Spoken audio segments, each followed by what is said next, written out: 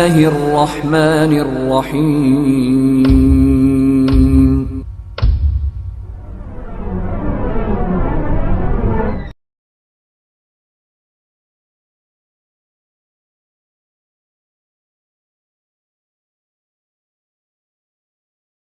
محترم حاضرین جمعہ، نوجوان ساتھیوں، عزیز بچوں اور پردہ نشین خواتین،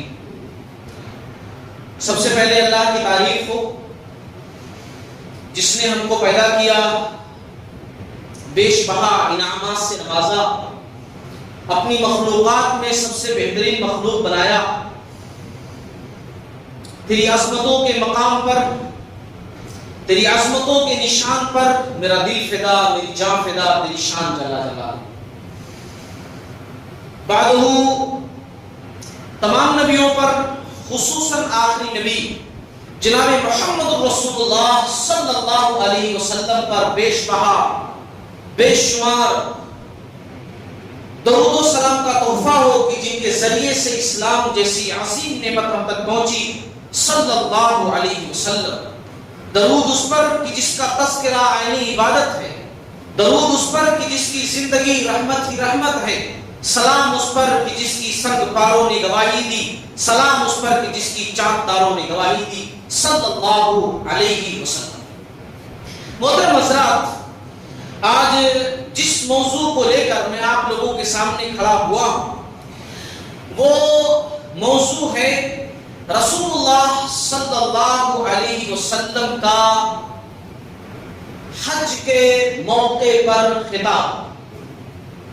یعنی کہ رسول اللہ صلی اللہ علیہ وسلم نے جو حج کیا تھا اور عرفات کے میدان میں آپ صلی اللہ علیہ وسلم نے جو خطبہ دیا تھا، اس خطبے میں اہم باتیں کیا تھیں. ویسے تو نبی رحمت صلی اللہ علیہ وسلم نے 4 عمرے کیے تھے، ٹوٹل 4 عمرے، 3 الگ سے کیے تھے اور 1 حج کے ساتھ کیا تھا. تو کل ملا کر کے آپ صلی اللہ علیہ وسلم نے زندگی میں 4 عمرے کیے تھے اور آپ صلی اللہ علیہ وسلم نے حج صرف 1 ہی کیا تھا جس کو حجۃ الوداع کے نام سے جانا جاتا ہے. اس موقع پر آپ صلی اللہ علیہ وسلم نے خاص طور سے 2 خطبے دیے تھے. ایک خطبہ میدان عرفات میں دیا تھا اور ایک خطبہ آپ صلی اللہ علیہ وسلم نے جو ہے یوم النحر کے موقع پر دیا تھا. آج جس خطبے کا تذکرہ میں آپ لوگوں کے سامنے کرنے جا رہا ہوں وہ خطبہ عرفات کے میدان والا. یہ خطبہ احادیث کے اندر سیرت کی کتابوں میں موجود ہے. صحیح بخاری، صحیح مسلم، ابو داؤد، ترمذی، نسائی، ابن ماجہ، تمام احادیث کی کتابوں کے اندر آپ صلی اللہ علیہ وسلم کا یہ خطبہ موجود. اس میں سے میں مختصر کر کے اہم باتیں آپ لوگوں کے سامنے آج ذکر کروں گا. اللہ تعالیٰ سے دعا کرتا ہوں کہ اللہ تعالیٰ مجھے سیدھی سچی بات کہنے والا بنائے اور ہم تمام لوگوں کو تمام باتوں پر عمل کرنے والا بنائے. دیکھیے، اس خطبے کی اہمیت اس ناحیت سے بہت اہم ہے، بہت زیادہ ہے، کیونکہ آپ صلی اللہ علیہ وسلم کا یہ خطبہ سمجھ لیجئے کہ نصیحتوں سے بھرپور تھا. آپ صلی اللہ علیہ وسلم کو اشارہ مل چکا تھا کہ آپ دنیا سے رخصت ہونے والے ہیں اور اسی لیے آپ صلی اللہ علیہ وسلم نے جو آخری موقع پر لوگوں کو بات بتانی چاہیے، اہم بات آپ صلی اللہ علیہ وسلم نے وہ اہم باتیں بتائیں. آپ صلی اللہ علیہ وسلم کو تمام معجزات میں ایک خاص معجزہ یہ دیا گیا تھا کہ آپ صلی اللہ علیہ وسلم سنٹنس بہت مختصر کہتے تھے مگر اس کا مطلب بہت بڑا ہوتا تھا. اور آپ صلی اللہ علیہ وسلم نے جو چھوٹے چھوٹے جملے کہے ہیں خطبے کے موقع پر، وہ سمجھ لیجیے اپنے آپ میں ہر جملہ ایک لمبا چوڑا عنوان بنتا ہے. میں اپنی بات کی شروعات یہاں سے کروں گا آپ لوگوں کو سمجھانے کے لیے کہ جب آپ صلی اللہ علیہ وسلم اپنی عمر کے آخری پڑاؤ میں پہنچے، اقرا کا واقعہ 40 سال 1 دن کے ہوئے تھے تب آپ صلی اللہ علیہ وسلم پر پہلی وحی نازل ہوئی. اقرا کا واقعہ غار حرا کے اندر، اور پھر اس کے بعد قرآن کا نزول ہوتا رہا 23 سال کی مدت میں. اور قرآن کی سب سے آخری سورت کے لحاظ سے، آیت سورت کے لحاظ سے جو سب سے آخری سورت نازل ہوئی وہ سورۃ النصر، جس کی تلاوت میں نے خطبے کے شروع میں کی.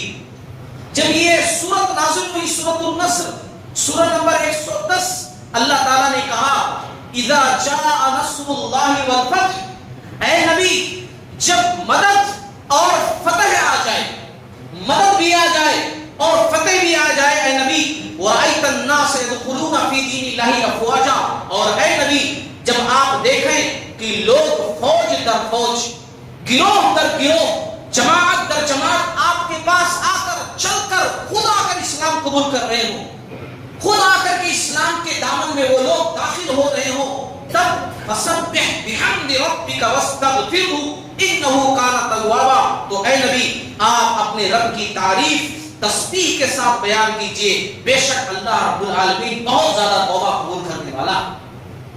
جب یہ سورت نازل ہوئی تو اس سورت کے ذریعے سے اشارہ مل گیا کہ اب آپ کا کام اختتام پذیر ہوا، آپ کا کام مکمل ہوا.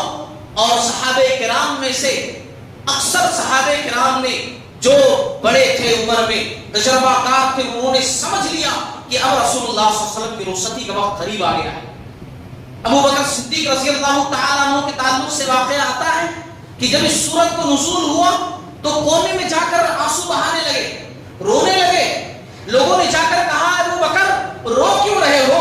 اس سورت کے اندر تو خوشخبری دی گئی ہے کہ لوگ آ کر اسلام قبول کریں گے، فوج در فوج آئیں گے. یہ اللہ نے اس سورت کے اندر کہا ہے کہ گروہ در گروہ، جماعت در جماعت آ کر کے نبی کے پاس خود دامن اسلام میں داخل ہو گئے. یہ تو خوشی کی بات ہے، تو پھر آنسو کیوں بہا رہے ہو؟ کہا تمہیں صرف یہی دکھائی دے رہا ہے، مجھے یہ دکھائی دے رہا ہے کہ اب نبی کا کام ختم ہوا، اور جب نبی کا کام ختم ہو جاتا ہے تو نبی دنیا کے اندر نہیں رہتے، اللہ تعالیٰ کو اٹھا لیتا ہے. مجھے اس صورت سے یہ علم حاصل ہوا کہ اب نبی کا کام ختم ہوا، اور نبی کا کام ختم ہوا تو اللہ تعالیٰ نبی کو دنیا کے اندر نہیں رکھتے، اب ہمارے نبی کی رخصتی کا وقت آ گیا ہے. اور ایک واقعہ اور بھی ملتا ہے، آپ صلی اللہ علیہ وسلم نے سن 10 ہجری کا واقعہ ہے، سن 10 ہجری، اس کے بعد ہی آپ صلی اللہ علیہ وسلم کا انتقال ہوا. 10 ہجری کے اختتام کے بعد 11 ہجری، سن 10 ہجری کا واقعہ آپ صلی اللہ علیہ وسلم نے معاذ بن جبل رضی اللہ تعالیٰ عنہ کو بلایا اور کہا اے معاذ، یمن کا گورنر بنا کر تمہیں بھیج رہا ہوں، یمن کا گورنر بنا کر بھیج رہا ہوں. بہت ساری نصیحتیں کی. اس میں ایک جملہ آپ صلی اللہ علیہ وسلم نے کہا کہ شاید غالباً، یقین کے ساتھ نہیں کیونکہ موت کا علم تو اللہ تعالیٰ کو، آپ صلی اللہ علیہ وسلم نے کہا غالباً ہو سکتا ہے کہ اس کے بعد ہماری تمہاری ملاقات نہ ہو، اس کے بعد غالباً تم میری قبر کے پاس سے، میری مسجد کے پاس سے گزرو گے مگر مجھے نہیں پاؤ گے، میری مسجد کے پاس سے گزرو گے، میری قبر کے پاس سے گزرو گے، مجھے موجود نہیں پاؤ گے. تو فلاں فلاں باتوں کا خیال رکھنا. بڑی لمبی چوڑی آپ صلی اللہ علیہ وسلم نے معاذ بن جبل رضی اللہ تعالیٰ عنہ کو نصیحت کی تھی. جب یہ سارے حالات ہوئے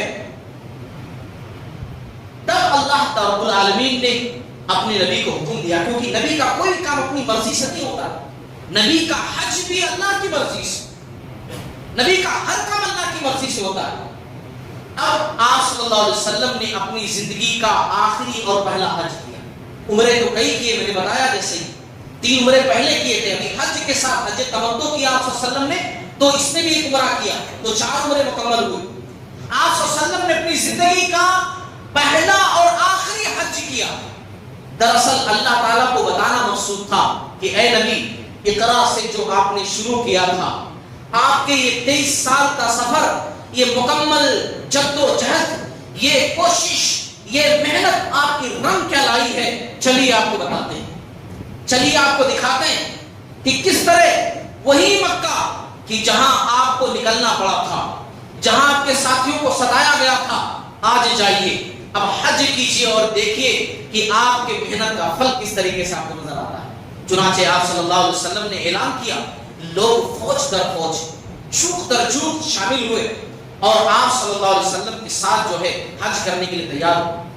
بعض مفسرین نے لکھا، سیرت کی کتابوں کے اندر خاص طور سے الرحیق المختوم وغیرہ کے اندر لکھا ہوا ہے 1,24,000 یا 1,44,000 کا مجمع، 1,24,000 یا 1,44,000 کا مجمع حج کے لیے موجود ہے اس وقت. موجود ہیں.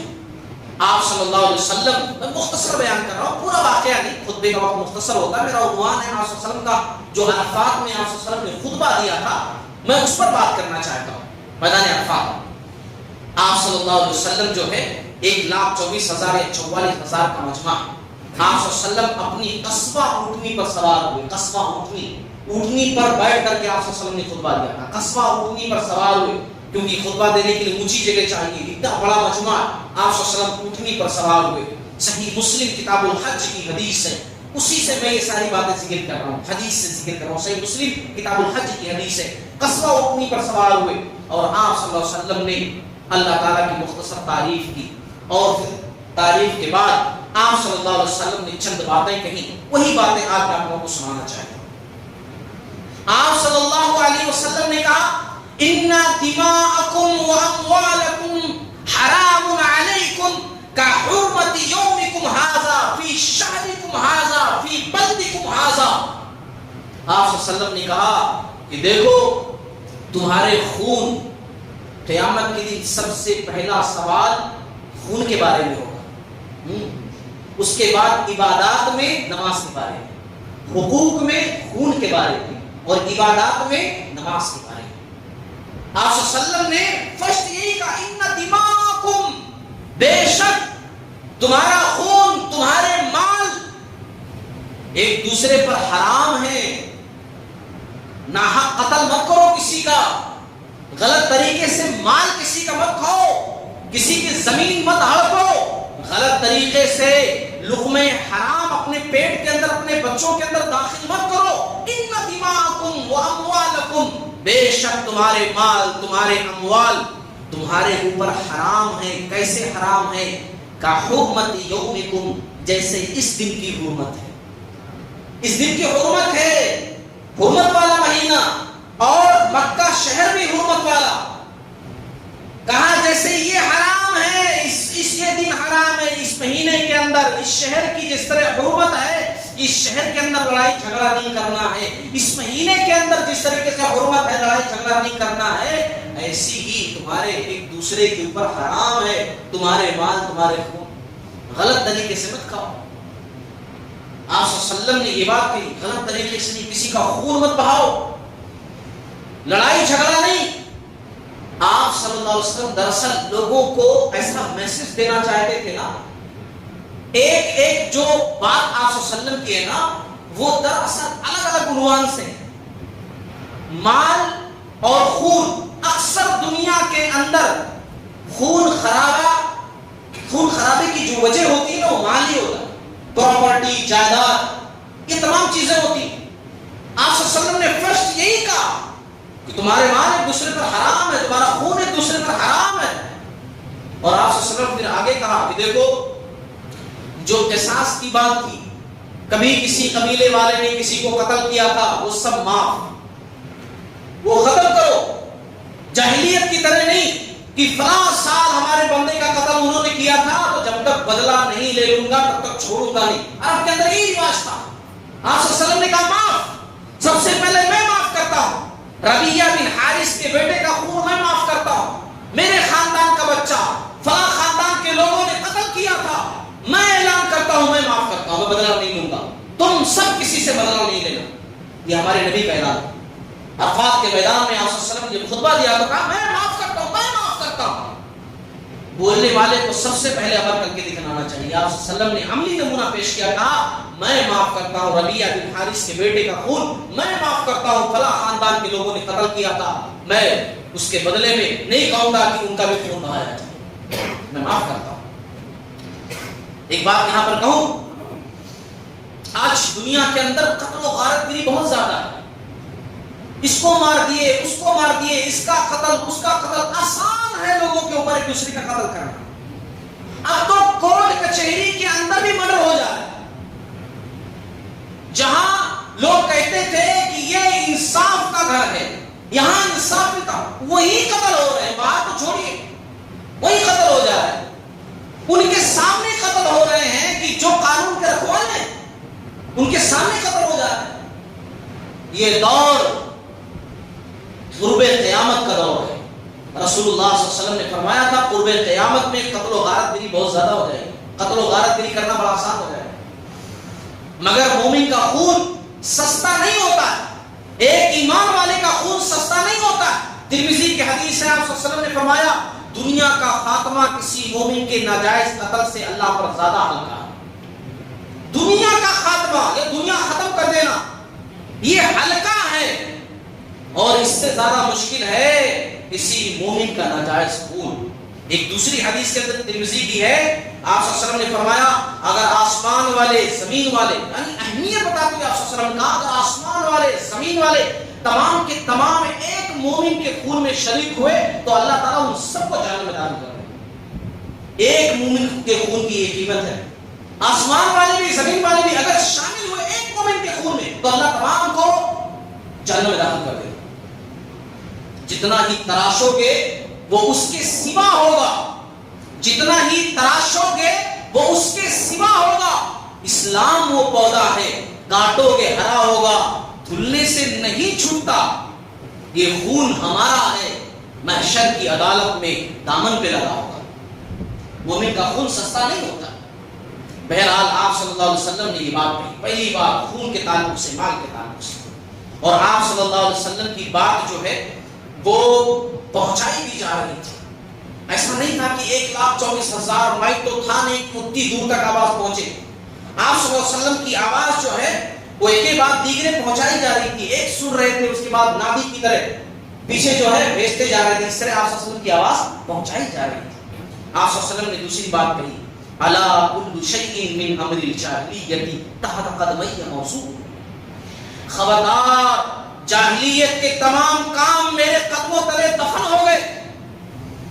آپ صلی اللہ علیہ وسلم کا جملہ سنیے، جاہلیت کے تمام کام میرے قدموں کے نیچے دفن ہو گئے۔ کوئی بھی جاہلیت والا کام نہیں کرے گا جو زمانے جاہلیت میں لوگ کرتے تھے، اسلام سے پہلے جو تم کرتے تھے وہ سب ختم، تم وہ کرو گے جو اللہ اس کے رسول نے کہا۔ اے افسوس، مگر آج ہم کلمہ پڑھ کر اس نبی کی تعلیمات کو جان کر بھی وہ کام کرتے ہیں جو جاہلیت میں کیے جاتے تھے۔ آپ صلی اللہ علیہ وسلم نے فرمایا کہ جاہلیت کے کاموں میں سے ہے الفخر فی الاحساب، میں فلاں خاندان کا ہوں، فخر کرنا، یہ جاہلیت کے کاموں میں سے۔ میں فلاں ہوں، میں فلاں ہوں، میں اس خاندان کا ہوں، میرا خاندان اتنا بڑا، یہ کرنا یہ جاہلیت کے کاموں میں سے۔ کوئی کہے وَالتَّعْمُ فِي الْأَنْصَابِ، تو نیچے ذات کا ہے، تو بڑیچر قسم کا ہے، تو بڑا نیچا ہے، میرے میں لگے گا بھلا، تو میرے ساتھ بیٹھ سکتا بھلا، تو نسب میں تان کرنا، کسی کے خاندان کو نیچا قرار دینا جاہلیت کے کاموں میں سے۔ اور آپ صلی اللہ علیہ وسلم نے اپنے خطبے میں کہا تھا جاہلیت کے تمام کام میرے پیروں کے نیچے دفن ہو گئے، میں ختم کر کے جا رہا ہوں، تم کبھی وہ کام نہیں کرو۔ مگر ہے افسوس، جاہلیت تو چھوڑیے، ہم نے غیروں کی چیزیں اپنا لی۔ غیر ہلدی کی رسم کرتے تو ہم بھی کرتے، غیرہ جتنے کام کرتے اس سے بڑھ کر کوشش کرتے کرنے کی۔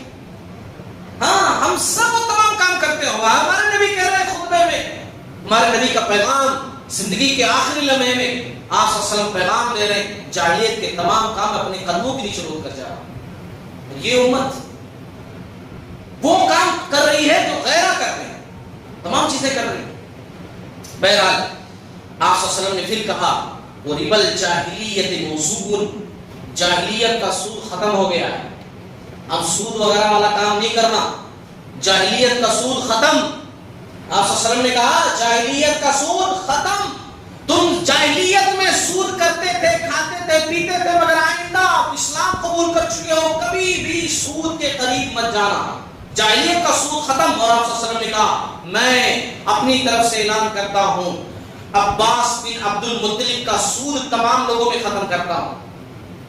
آپ صلی اللہ علیہ وسلم کے چاچا تھے عباس بن عبد المطلب رضی اللہ تعالیٰ عنہ، یہ ان کا کاروبار پہلے یہی تھا، اسلام لانے سے پہلے یہ یہی کام کرتے تھے، سودی کاروبار، سود دینا لینا یہی کرتے تھے، بہت سارے لوگوں کو پیسہ بانٹ کر کے رکھا تھا۔ آپ صلی اللہ علیہ وسلم نے اعلان کر دیا، کہا اب کسی کو سود دینے کی ضرورت نہیں ہے، میرے چاچا جو کرتے تھے میں پریکٹیکل میں بتا رہا ہوں، وہ تمام سود میں معاف کرتا ہوں، کسی کو سود دینے کی ضرورت نہیں، معاف کرتا ہوں۔ آپ صلی اللہ علیہ وسلم نے کہا جان لو سود کے تعلق سے تھوڑی سی وضاحت آپ صلی اللہ علیہ وسلم نے فرمایا سود کے 73 درجے ہیں، 73 درجے. سب سے کم تر درجہ یہ ہے، کہنے میں برا لگ رہا، سننے میں برا لگ رہا، مگر کھاتے ہوئے لوگوں کو برا نہیں لگ رہا، بینک سے لون لیتے ہوئے برا نہیں لگ رہا، سود پر زندگی ڈپینڈ کرتے ہوئے برا نہیں لگ رہا، سودی کاروبار کرتے ہوئے برا نہیں لگ رہا، سود میں گواہ بنتے ہوئے برا نہیں لگ رہا. آپ صلی اللہ علیہ وسلم نے فرمایا 73 درجے ہیں. سود کے سب سے کم تر درجہ گناہ کے مثل ہے کہ کوئی آدمی اپنے ماں کے ساتھ جو ہے غلط کام کرے.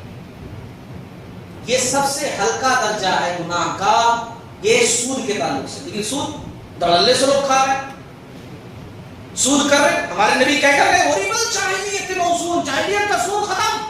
سود نہیں، سود کا 1 درہم جسے جانتے ہوئے آدمی کھا لے 3 مرتبہ بدکاری کرنے سے بھی برا ہے. اگر 1 درہم بھی کھا لیتا ہے، جس قوم میں سود اور زنا پھیل جاتا ہے نا، تو سمجھ لیجئے کہ اس قوم نے اپنے نفسوں پر اللہ کے عذاب کو حلال قرار دے لیا ہے. اللہ کا عذاب حلال ہو گیا ہے کہ ان کے اوپر آئے. یہ قوم آج سود میں غرق ہے، سودی کاروبار میں غرق ہے، سودی بزنس میں غرق ہے. تو اللہ تعالیٰ کا عذاب نہیں آئے گا تو کیا نہیں آئے گا؟ ظالم لوگ ہمارے اوپر مسلط ہوں گے کہ نہیں ہوں گے؟ جو کچھ ہوتا ہے ہمارے ہاتھوں کی کمائی ہوتی ہے. اس کے بعد ایک بات کہہ کر کے سود کی بات ختم کروں. اگر سود لینا دینا، سود کھانا پینا نہیں چھوڑو گے، قرآن کی آیت ہے سورہ البقرہ کی 279 فَإِن لَّمْ تَفْعَلُوا فَاعْذَرُوا بِحَرْبٍ مِّنَ اللَّهِ وَالرَّسُولِ. تو پھر اللہ اس کے رسول سے جنگ کرنے کے لیے تیار ہو. ہے کسی کی ہمت اللہ اس کے رسول سے لڑے؟ جو سود کھاتے پیتے ہیں کہتے ہیں نہیں سود تو جائز ہے، نہیں نہیں نہیں، سود اسلامی ممالک میں وہ حرام ہے مگر یہاں جو ہے وہ جائز ہے. نہیں، سود تو کاروبار کی طرح ہے. آپ کس سے لڑ رہے ہو؟ آپ لڑ رہے ہو اللہ اس کے رسول سے. آپ کی جنگ ہے اللہ اس کے رسول سے، اس کائنات کے بنانے والے سے آپ جنگ کر رہے ہو. آپ جس کا کلمہ پڑھے ہو، جس کے ذریعے سے کلمہ آپ تک پہنچا ہے، اس سے جنگ کرنے کے لیے آپ تیار ہو. اس لیے سود کے قریب مت جاؤ، سود کے قریب مت جاؤ، سود کے قریب مت جاؤ. آپ صلی اللہ علیہ وسلم نے ایک بات اور بھی کہی. کہا آپ صلی اللہ علیہ وسلم نے فاتقوا اللہ فی النساء. یہ تو معاملات کی بات ہو گئی کہ خون، مال، سود، رسم و رواج، یہ تمام باتیں آپ صلی اللہ علیہ وسلم نے کر لی. تو اب گھر کے ٹاپک آپ صلی اللہ علیہ وسلم بیان کر رہے ہیں، گھریلو ٹاپک. آپ صلی اللہ علیہ وسلم کہہ رہے ہیں فاتقوا اللہ، اللہ سے ڈرو، فی النساء، خاص طور سے اپنے عورتوں کے معاملے میں، اپنے بیویوں کے معاملے میں اللہ سے ڈرنا. فَإِنَّكُمْ أَخَذْتُمُوهُنَّ بِأَمَانِ اللَّهِ، تم نے انہیں اللہ کی امانت کے طور پر لیا ہے.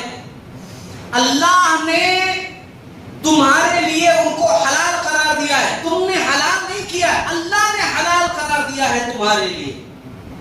جو نکاح کا پروسیس ہے اس کے ذریعے سے اللہ تبارک و تعالیٰ نے تمہارے لیے حلال قرار دیا ہے کہ تم مہر دیتے ہو، خطبہ پڑھا جاتا ہے، گواہان ہوتے ہیں. اللہ تعالیٰ نے تمہارے لیے حلال قرار دیا ہے تمہارے اوپر تمہاری بیوی کو. تو اللہ کی امانت کے طور پر تم نے اس کو لیا ہے. دیکھو، عورتوں کے معاملے میں ڈرنا، عورتوں کے معاملے میں ڈرنا، ان کے ساتھ غلط سلوک نہیں کرنا. جو کھانا کھلانا، جو پہننا پہنانا، اپنی کوشش کے حساب سے، اپنی استطاعت کے حساب سے تم جو ہے ان کو رکھنا، ان کو خوش رکھنا، یہ تمہاری ذمہ داری، یہ تمہاری ذمہ داری ہے. آپ صلی اللہ علیہ وسلم نے کہا. اور ایک بات میں کہوں، آپ صلی اللہ علیہ وسلم نے حدیث کے اندر یہ بھی کہا تھا کہ عورتوں کو سنبھال کر کے رکھنا. وہ ٹیڑھی پچھلی سے پیدا کی گئی ہیں، کیونکہ اما حوا علیہ السلام آدم علیہ السلام سے نکالی گئی تھی. تو کہا ٹیڑھی پچھلی سے پیدا کی گئی ہے. مکمل اگر سدھارنا چاہو گے کہ 100% سدھر جائیں تو وہ ٹوٹ جائیں گی. مردوں سے کہا کہ تمہیں ہی سنبھال کر لے کر چلنا پڑے گا، یہ مردوں کی ذمہ داری. تو یہاں نصیحت کے لیے میں کہوں گا، یہ بات میں کہوں گا کہ اگر کبھی اوپر نیچے ہو جائے تھوڑا برداشت کرو، عورتیں تھوڑا برداشت کرو. اور یہ بھی جان لو کہ ہم لوگ تو 50 لوگوں سے ملتے ہیں، اپنے دل کی باتیں ادھر ادھر کرتے رہتے ہیں. ہم گھر سے باہر مختلف کیفیات سے گزرتے رہتے ہیں، ہماری بھڑاس جو ہے نکلتی رہتی ہے. اب وہ گھر میں ہیں، کچن، بچے، گھر، تمام چیزیں وہ سنبھالتی ہیں. ظاہر سی بات ہے اگر وہ اپنی بھڑاس اپنے دل کی باتیں، ذرا غصہ، یہ تمام چیزیں کس کے اوپر نکالیں گی؟ یا تو بچوں کے اوپر نکالیں گی یا آپ کے اوپر نکالیں گی۔ اگر وہ نکال رہے تو برداشت کر دو، ہاں نکالنا ہے برداشت کر لو، بالکل مسکراتے ہوئے سنو، اچھے طریقے سے، پلٹ کا جواب مت دو، بول کر کے تھک جائیں گی، اپنے آپ خاموش ہو جائیں۔ تو آپ صلی اللہ علیہ وسلم نے کہا اپنے عورتوں کے معاملے میں خاص طور سے تم جو ہے خیال رکھنا، تمام مردوں سے کہا۔ اچھا عورتیں سن رہی ہیں وہ یہ مت سمجھے گی اچھا خالی مردوں کو کہا، ہم لوگوں کو تو کچھ کہا ہی نہیں۔ نبی نے یہ خطبہ چل رہا ہے آپ صلی اللہ علیہ وسلم کے حج کا، اور اس میں آپ صلی اللہ علیہ وسلم نے صرف مردوں کو کہا، عورتوں کو تو کچھ کہا ہی نہیں، تو ہم تو کچھ بھی کرتے پھرے نہیں۔ آپ صلی اللہ علیہ وسلم نے کہا کہ ہاں عورتوں کے لیے خاص طور سے آپ صلی اللہ علیہ وسلم نے کہا کہ دیکھو عورتیں، مفہوم میں بتا رہا ہوں، عورتیں اپنے گھر کے اندر اپنے شوہر کے گھر میں کسی ایسے شخص کو داخل نہ ہونے دے کہ جسے شوہر ناپسند کرتا، ہاں اس کے گھر کا خیال رکھیں، اس کے گھر کو جنت بنانا عورت کی ذمہ داری۔ وہ کسی چیز کو ناپسند کرے تو عورت وہ بالکل نہ کرے، کسی چیز سے روک دے شوہر کو بالکل نہ کرے عورت۔ آپ صلی اللہ علیہ وسلم نے تعلیم دی، ان جملوں کے اندر تمام باتیں آ گئی، 2-3 سینٹنس کے اندر مردوں کے حقوق بیان ہو گئے، عورتوں کے بھی حقوق بیان ہو گئے کہ مرد خیال رکھیں عورتوں کا، اور عورتیں مرد کے جذبات کا خیال رکھیں، مرد کے غیرت کا خیال رکھیں۔ واللہ واللہ واللہ اگر ایک عورت مرد کے احساس کا، مرد کے غیرت کا، اس کے جذبات کا خیال رکھ لے تو کبھی لڑنے جھگڑنے کی نوبت ہی نہیں آئے گی، نہیں آئے گی نوبت، تو بننے کی نوبت ہی نہیں آئے گی۔ اگر مرد سوچ لے مجھے اس کا خیال رکھنا ہے اچھے طریقے سے، اور عورت سوچ لے کہ مجھے کوئی ایسا کام نہیں کرنا ہے جس سے میرے شوہر کو تکلیف پہنچے، اس کے احساس کو ٹھیس لگے، اس کی غیرت کو ٹھیس پہنچے، مجھے وہ کوئی کام نہیں کرنا ہے، واللہ لڑنے جھگڑنے کی نوبت ہی نہیں آئے گی۔ آپ صلی اللہ علیہ وسلم نے چند جملوں میں دونوں کے حقوق بیان کر۔ اچھا کچھ لوگ ہوتے ہیں اپنی عورتوں کو مارتے ہیں، آپ صلی اللہ علیہ وسلم نے فرمایا تم میں سے کوئی شخص اپنی بیوی کو یوں نہ مارے جیسے وہ اپنے غلام کو مارتا ہے۔ بیوی ہے، آپ کے گھر کی نوکرانی نہیں ہے، نوکرانی کے اوپر بھی آپ صلی اللہ علیہ وسلم نے ہاتھ نہیں اٹھایا۔ میں نے کئی مرتبہ واقعہ ذکر کیا ہے، ایک موقع پر آپ صلی اللہ علیہ وسلم نے نوکرانی کے پاس جا کر کہا غصے سے، کیونکہ نوکرانی بات نہیں سن رہی تھی، وہیں سامنے موجود تھی مسجد کے صحن میں، آپ صلی اللہ علیہ وسلم اندر سے آواز دے رہے، آواز سن رہی مگر کھیلنے میں بکری کے بچے کے ساتھ اتنا مشغول ہے کہ آپ صلی اللہ علیہ وسلم کی بات پر لبیک نہیں کری۔ آپ صلی اللہ علیہ وسلم باہر آئے اور آپ صلی اللہ علیہ وسلم نے کان میں مسواک لگی ہوئی تھی، مسواک کتنی بڑی ہوتی، اتنی بڑی تو ہوتی نہیں، مسواک ہوتی ہے کتنی بھی بڑی ہو جائے، آپ صلی اللہ علیہ وسلم نے مسواک نکالا اور کہا اگر مجھے اللہ تعالیٰ کے سامنے کھڑے ہونے کا ڈر نہ ہوتا تو آج میں تجھے اس مسواک سے سزا دیتا، دیا نہیں دیتا اس مسواک سے۔ اور ہم اپنی بیویوں کے اوپر ہاتھ ڈال دیتے، ان کے چہرے پر مار دیتے، جانوروں کی طرح ان کے ساتھ سلوک کرتے۔ آپ نمازی ہوں گے بے شک، آپ حاجی ہوں گے بے شک، دنیا کے اندر سماج میں آپ کا بڑا نام ہوگا، مگر آپ ایک اچھے مسلمان ہو ہی نہیں سکتے، نہیں ہو سکتے، کیونکہ آپ صلی اللہ علیہ وسلم نے فرمایا تم میں بہترین شخص وہ ہے کہ جو اپنے گھر والوں کے لیے بہترین، گھر والوں کے لیے بہترین نہیں، آپ سماج میں لاکھ بہتر ہو، آپ بہتر ہو ہی نہیں سکتے۔ قصہ مختصر بات کو آگے بڑھاؤ، آپ صلی اللہ علیہ وسلم نے ایک بات یہ بھی کہی وَقَدْ تَرَكْتُ فِيكُمْ مَا لَن تَصِلُّوا بَعْدَهُ إِنِ اسْتَصَمْتُمْ بِهِ كِتَابُ اللَّهِ۔ آپ صلی اللہ علیہ وسلم نے کہا میں تم میں ایک چیز چھوڑ کر جا رہا ہوں۔ حدیث کے اندر آپ صلی اللہ علیہ وسلم نے ایک دوسری حدیث میں کہا تھا کہ میں 2 چیزیں چھوڑ کر جا رہا ہوں، یہاں آپ صلی اللہ علیہ وسلم نے کہا کہ میں تمہارے درمیان ایک چیز چھوڑ کر جا رہا ہوں، اس کو اگر مضبوطی سے پکڑ لو گے کبھی گمراہ نہیں ہو سکتے، وہ چھوڑ کر میں جا رہا ہوں، اور وہ ہے کتاب اللہ، اللہ کی کتاب، اللہ کی کتاب۔ آپ صلی اللہ علیہ وسلم دیکھیے، آپ صلی اللہ علیہ وسلم کی یہ باتیں کب کی ہیں؟ حجۃ الوداع کی ہیں، عمر کے آخری حصے کی ہیں، رخصتی سے پہلے کی ہیں، اپنی امت کو آپ صلی اللہ علیہ وسلم تعلیم دے رہے ہیں میں قرآن چھوڑ کر کے جا رہا ہوں، اس کو مضبوطی سے پکڑ لو گے کبھی گمراہ نہیں ہو سکتے۔ مگر آج ہم نے قرآن کو کون سی کتاب سمجھا ہے؟ قرآن بولے تو دعا تعویذ کی کتاب ہے، قرآن بولے تو قرآن خوانی کرانے کے لیے کتاب ہے، قرآن بولے تو جب کسی کا انتقال ہو جائے یا انتقال ہونے والا ہو تو سورہ یاسین پڑھنے کے لیے یا اس کے بعد قرآن کی تلاوت کرنے کے لیے کتاب ہے۔ قرآن جو کتاب ہدایت ہے، زندگی کے ہر معاملے میں ہمارے لیے مشعل راہ ہے قرآن، اس قرآن کو کب ہم یاد کرتے ہیں؟ بھولے بسرے سے کبھی کبھی یاد کرتے ہیں، رمضان کے مہینے میں یاد کرتے ہیں، یا کبھی کسی پریشانی میں ہو جائے تو یاد کرتے ہیں، یا کبھی فرصت مل گئی تو یاد کر لیتے ہیں، ورنہ طاقوں میں قرآن کو ہم سجا کر کے رکھتے ہیں۔ یہ ہماری حالت ہے۔ اور آپ صلی اللہ علیہ وسلم نے کہا کہ میں تمہارے درمیان چھوڑے جا رہا ہوں، اس کو مضبوطی سے پکڑ لو گے کبھی گمراہ نہیں ہو سکتے۔ پھر آپ صلی اللہ علیہ وسلم نے کہا،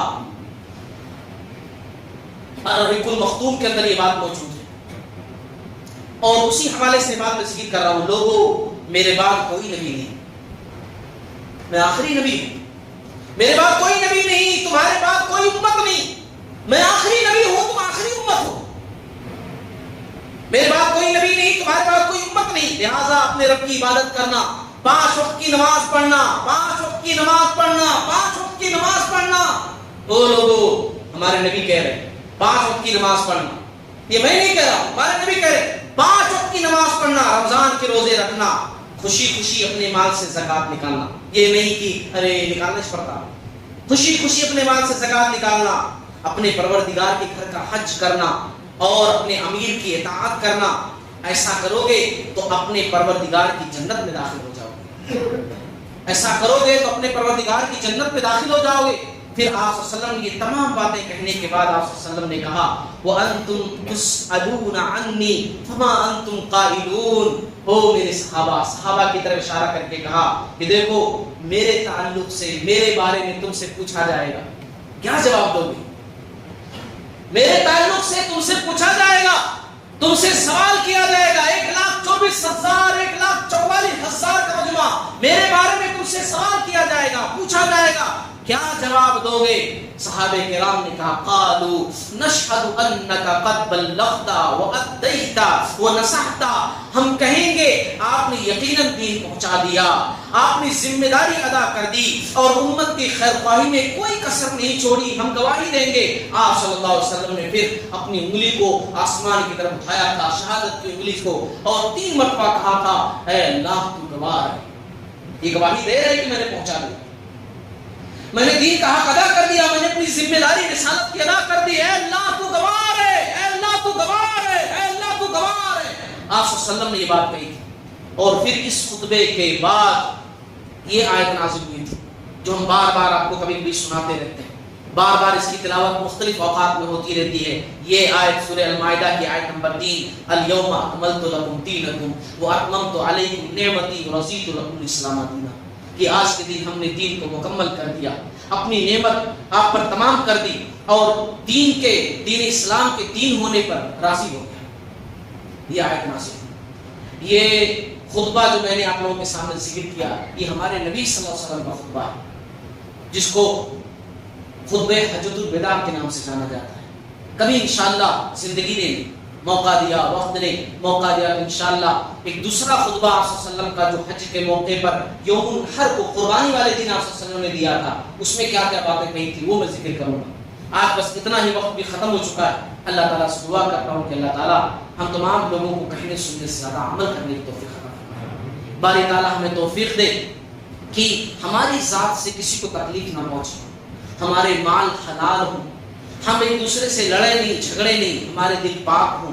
باری تعالیٰ ہمارے گھروں کی اصلاح عطا فرما دے، بحیثیت شوہر ہماری اصلاح عطا فرما دے، بحیثیت بیوی جو خواتین یہاں موجود ہیں ان کی اصلاح عطا فرما دے۔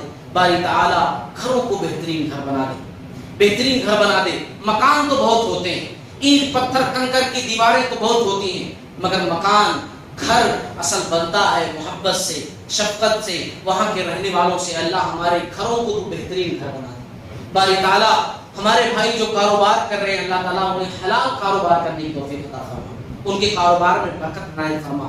جو لوگ روزگار کی تلاش میں ہیں، اللہ رب العالمین ان کی مشکلوں کو آسان فرما دے، ان کو بہترین روزگار سے جوڑ دے۔ جو پریشان حال ہیں، جو دعائیں مانگ رہے ہیں، جو پریشان حال ہیں بیچارے، اللہ تعالیٰ ان کی پریشانی کو دور فرما دے۔ باری تعالیٰ ہم تیرے بندے ہیں، صرف تجھ سے مانگتے ہیں، آس امید سب کچھ تیرے ساتھ ہے، ہم صرف تیرے سامنے ہاتھ پھیلاتے ہیں، کیونکہ تیرے در کے علاوہ کوئی در ہم جانتے ہی نہیں، تیرے در کے علاوہ کسی در اور سے کسی در سے مانگنا ہمیں آتا ہی نہیں ہے۔ اس لیے باری تعالیٰ تو ہمارے ہاتھوں کے اٹھانے کو قبول فرما لے، ہمارے آنسوں کے اندر چھپے ہوئے بہترین سپنوں کو اللہ تعالیٰ تو قبول فرما دے۔ باری تعالیٰ ہمارے نوجوانوں کی اصلاح عطا فرما دے، ہمارے خواتین کی، ہمارے بچیوں کی، جو آج کل کے معاشرے میں یہاں کی چکا چوندھ میں، یہاں کی رنگینیوں میں رنگتی جا رہی ہے، اللہ تعالیٰ ان کے قلوب کو تو اسلام کے بہترین روشنی سے دبھر دے۔ باری تعالیٰ ہمیں توفیق دے کہ خالص تیری عبادت کریں، جب تک زندگی ہو تیرے بندے بن کر رہیں، اور جب موت آئے جسم سے روح نکلے اس وقت بھی مومن ہوں، ہم مسلمان ہوں۔ آمین۔ وآخر دعوانا ان الحمد للہ رب العالمین۔